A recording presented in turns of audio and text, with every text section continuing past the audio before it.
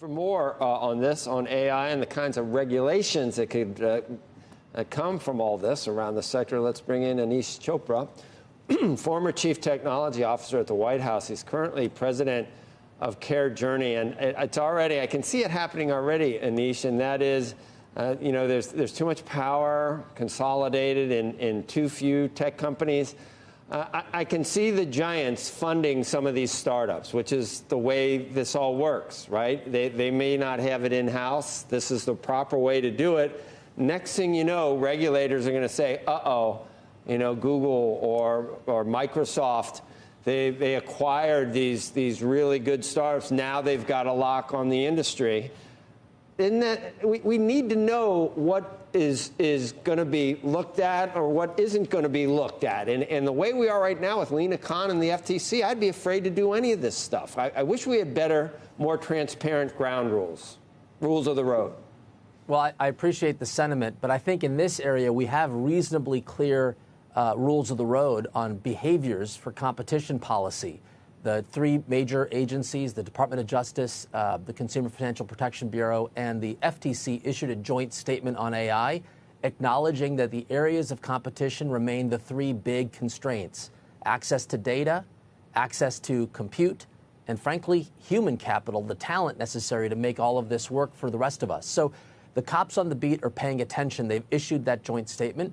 Be careful here. Don't over-concern around the level of investment. More focus should be on the actions taken. And thus far, there's really no smoking gun. There's no actions that I have seen that suggest that these large platforms are constraining competition in accessing these resources. If there's evidence of the sort, that is the type of thing that the existing laws on the books today would squash.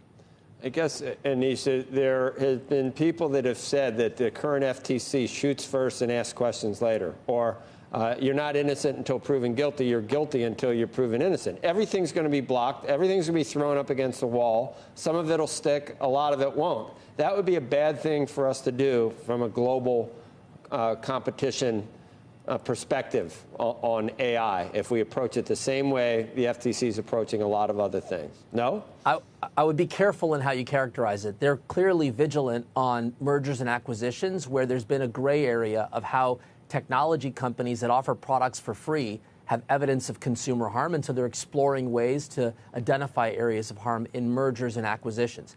In the area of AI, I think the idea here is more innovation, more startups, more human capital diving in. That'll help the American economy win in the global context. So that is a pro-innovation agenda that the Biden administration appears committed to. And you'll hear more, I believe, in the weeks and months ahead of startups combining forces to kind of demonstrate the power of the American spirit in this very important sector of the economy. I hope they're allowed to do that. And it's weird because, okay, so the big tech giants fund some of the current startups and maybe end up having more than just a casual relationship with them.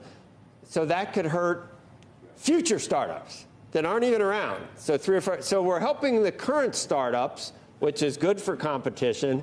But now we got to think 3 or 4 or 5 years down the road about whomever the startups are. At that point, you see what I'm saying? It's like which startups are favored, which aren't. Just let the private sector do what it's got to do with the intent of trying to make as much money as possible doing it. Is that okay? Not only do I believe that's the current status, that we're actually creating an open market, to my knowledge, roughly tens of thousands of companies have asked for, call it, access to these new GPT-4 front ends at Google and Microsoft. So this is not about a few winners getting access. This is tens of thousands of organizations, large enterprises and startups that are looking to incorporate what is clearly a productivity-enhancing infrastructure that will be permeated throughout the economy. So right now, it's about running as fast as possible for the platforms to open up the supply. I'm not seeing a lot of constraining because they happen to have 1 or 2 bets on a few startups. So you're right conceptually to keep an eye on it. But on the ground right now, this is an open marketplace, and it's exciting to see the level of innovation in at least the enterprise and regulated sectors that start to see the need for productivity gains in health and energy and education as we get to a more trustworthy and secure AI infrastructure. So you expect some people that I was talking about that have voiced concerns about the extent of regulatory oversight right now, you expect them to be pleasantly surprised at the light touch that we see. You're predicting that at this point. We're gonna let this baby breathe a little. You sure? My presumption is you're sort of seeing all hands on deck. There'll be more investments in R&D, so there'll be kind of a public option infrastructure for the next generation of students. You'll see these commitments to create rules of the road, so we have some guardrails, and you saw the big frontier models already commit. And then you actually saw in the president's announcement of commitments calling on companies, big and small, to help address the cancer moonshot using these emerging technologies, almost encouraging more people to participate, to do the right thing to solve a big national challenge. So my view is there's going to be that innovation ecosystem support with eyes on behavior. The minute there's any evidence that there's been some kind of insider dealing and prohibiting access and constraining for competition's sake, the existing laws on the books are there for a reason, and they will be enforced. But let's take a scalpel to the broad statement as to whether or not the FTC is aggressive or light touch. It's really it's sort of a case-by-case approach. And in cultivating startups, I'm bullish on the innovation engine running fast and furious with guardrails.